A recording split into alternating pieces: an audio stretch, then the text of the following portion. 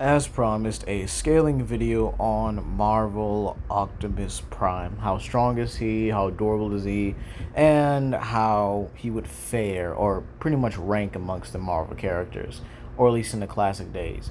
Keep in mind, I'm going to actually be doing this video in sort of like a two-section kind of prompt here.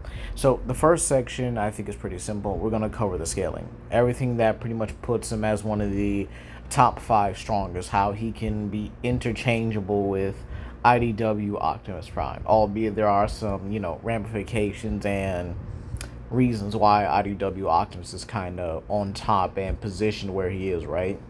Then at the end of this video, or at least after the scaling is done, we are actually going to, we're going to see how he would fare against other Marvel characters. Basically where he stacks up and where he compares based on the feats that he pretty much performs here. So with that being said here, I hope you guys enjoyed this video. Please comment down below, like, subscribe, and share with your friends. And without further ado, let's begin. So to start off, we're not going to be using base Optimus. We're just going to get straight to the point here on this one. And that means we're going to have to go to his final form, Power Master Optimus Prime. Still Marvel Optimus at the end of the day, but again, you guys understand, we're just going to go right into his strongest form, which he pretty much kept throughout till the end of the series anyway, right? So with that being said here, how strong is he? Well, he is capable of beating up Galvatron. And I mean, he punched the dude so hard, right, that half of his face came off, and he actually got the upper hand on him for a while until he got distracted. And he was like, oh dear God, what the heck is that over there? And then obviously Galvatron gets the upper hand, right? Now, important here is really Galvatron scaling.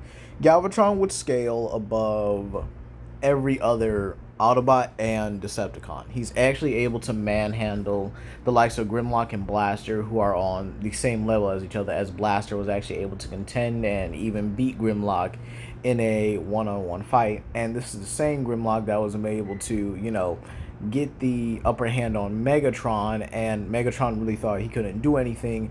And so what Grimlock does next is pretty much just slice him in half down the middle and just, kills him. So funny enough here, he just, kills. It's clear that Optimus would easily scale above the likes of Megatron in this continuity, as he's able to contend with Galvatron. However, one of Galvatron's more impressive feats is him being able to not only contend against Death's Head, who is a Marvel character, by the way, and I'll get into that a little bit, but he is also able to just straight up completely dominate him, destroys his hand, even grabs his arm and rips it off and actually beats him. So he's actually defeated the likes of Death's Head. Keep in mind, Death's Head was still able to kind of one-shot characters like Rodimus Prime. And so here's a fun fact about Death's Head, right? Death's Head is the same one that actually appears in the Marvel comics. Meaning the same one that is in the 1990s to even the 2012s is the same Death's Head. This is important for scaling because Death's Head was actually able to beat up and overpower a futuristic version of Iron Man that would kind of just upscale from the original.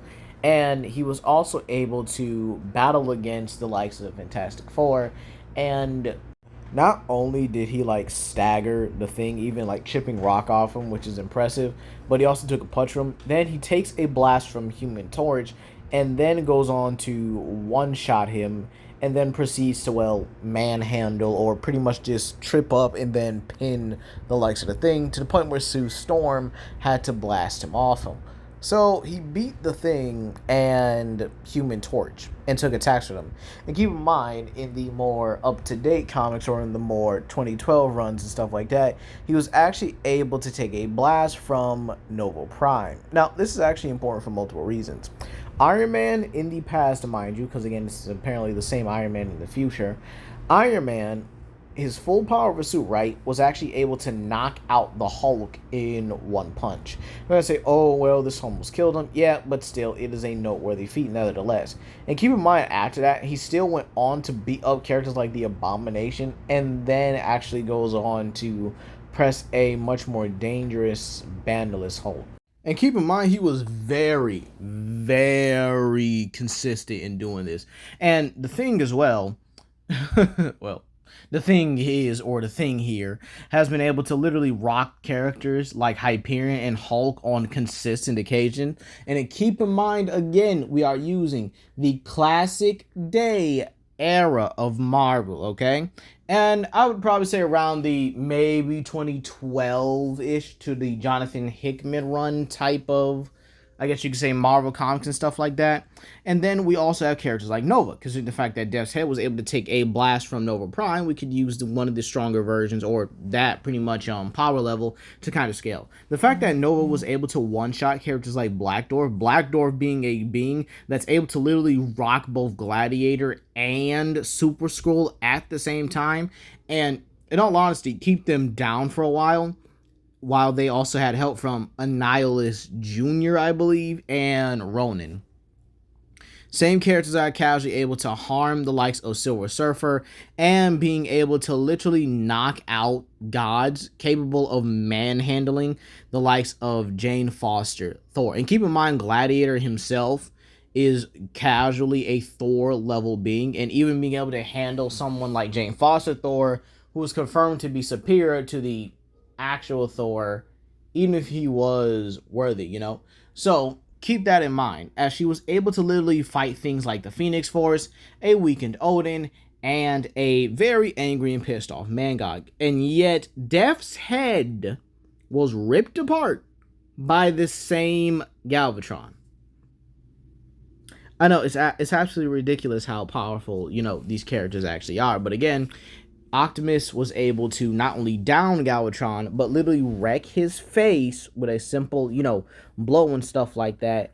And then being able to, I guess you could say, get the upper hand on him until, well, he got distracted. He seems to go through that a lot. It's either he's distracted or he's trying to talk to somebody. But let's move on to another feat. He one-shot Deathbringer. Deathbringer is a entity that is powered by the Matrix of Leadership. And keep in mind, he has the same energy level, same power and stuff like that. And you might say, okay, Legendary, does Optimus actually scale to the Matrix? Yes, he does. He was able to go toe-to-toe with the likes of Thunderwing, okay? Thunderwing is, you know, a casual Decepticon in this one. Very powerful entity, kind of the same way as Bludgeon, if you will. I'll probably say he was like the main Bludgeon in that one, where Bludgeon himself was like actually a side character. But again, he was like the main samurai Cybertronian, with Bludgeon kind of being there in the background. So you have the fact that Optimus is not only able to fight against him, but actually gets the upper hand consistently, as Bludgeon is using the opportunities where Optimus can kind of like talk to him and try to reason with him to actually like get hit and stuff like that. But anytime Optimus starts putting, you know, belt to cheeks, he starts beating the literal crap out of him until he's trying to reason with him again. So with that being said, Bludgeon is able to rip out the Matrix and actually wield it, which means he would be superior to it. Now, using the Matrix leadership as a scale for not only his blaster power, but also his physical strength, this means that this Optimus should be able to harm the likes of Unicron. Probably one of the stronger Unicron avatars. Now, keep in mind, he also used the Matrix to kind of just, you know, control, alt, delete the big guy. So yeah, he made sure that Unicron was up and out of there. All right, he ain't have time for none of that. And this Unicron is absolutely one of the more dangerous ones in the Transformers franchise. So to start off here, he was able to stomp out the Anti-Matrix. All right, so the Anti-Matrix, and keep in mind, he's casually just like one shot it too, as you see here. It just wraps around him, and then he just goes, nah, get off me real quick, I ain't trying to catch no COVID. So he's able to destroy the Anti-Matrix, right? The same Anti-Matrix that's able to bend zero space, a realm that contains everything and nothing from every story across the G1 continuity, as you guys can see here. This can actually be used, and if you really want to get it to there, it can actually be viewed as a narrative feat. I would have no problem using it as a narrative feat either, as this feat right here literally contains multiple feats from multiple stories and multiple alternate realities. And with the Anti-Matrix being able to manipulate the stories, you could even say the Anti-Matrix is a narrative manipulator, excuse me. And Unicron was able to casually stump him. Because again, you have a character that's able to manipulate and actually control, or at least put together, multiple stories in the Transformers franchise. However, one of the craziest feats, right, has to be when Unicron destroyed everything. And I mean everything. From planets to galaxies to the stuff of space itself. And keep in mind, Transformers in the classic days was a part of the Marvel universe, the Marvel 616 universe. For starters, we have casual references like Circuit Breaker appearing in Secret Wars, and then we also have the fact that Nick Fury mentions one of the few 616 incidents like the Godzilla storyline, which is actually pretty important because this means that both Godzilla and Transformers were a part of the classic days of Marvel. Crazy, ain't it? And again, they both crossed over, or at least interacted with Marvel characters, which makes sense as Spider-Man was not in that comic and he was on his black suit era. And keep in mind, I think I've explained it many times in my Godzilla vs. Hulk prelude that, yeah, this was canon. Like, whether you like it or not, whether you got a fit from it or not, yeah, it was canon. It's a canon form of media to the franchise. So keep in mind, this would also include Marvel Abstracts. And again, like I said earlier, this took place, Transformers or classic days Transformers also took place during Secret Wars, where Circuit Breaker actually appeared to offer her services to Beyonder, but he said, nah, I got to think about this really. And so Unicron winded up wiping out everything. This includes likely cosmic abstracts as well. But here's another feat, right? Optimus was also able to harm Underbase Starscream. Now, Underbase Starscream, or this version of Starscream, I should say, was hit with this cosmic, I guess you can say, energy, right? That contained concepts, every concept within existence, and Starscream became powered by it. Optimus was not only able to harm him, but he was also able to withstand attacks from him. And keep in mind, this energy was transcended throughout anything in creation. Keep in mind as well, this would likely mean Starscream is likely more powerful than a large majority of the power-ups and upgrades throughout the G1 continuity. Now, this would not include, Star Convoy and, the Takara Tommy Run, because those versions or those power-ups are significantly higher, with the Gold Power and Amalgamous Energy being powers that rival, if not surpass, that of the multiverse or the omniverse continuity that they take place in. And keep in mind, with certain versions of the G1 continuity, you have characters like Megatron in the Japanese G1 that actually had the power of the universe itself.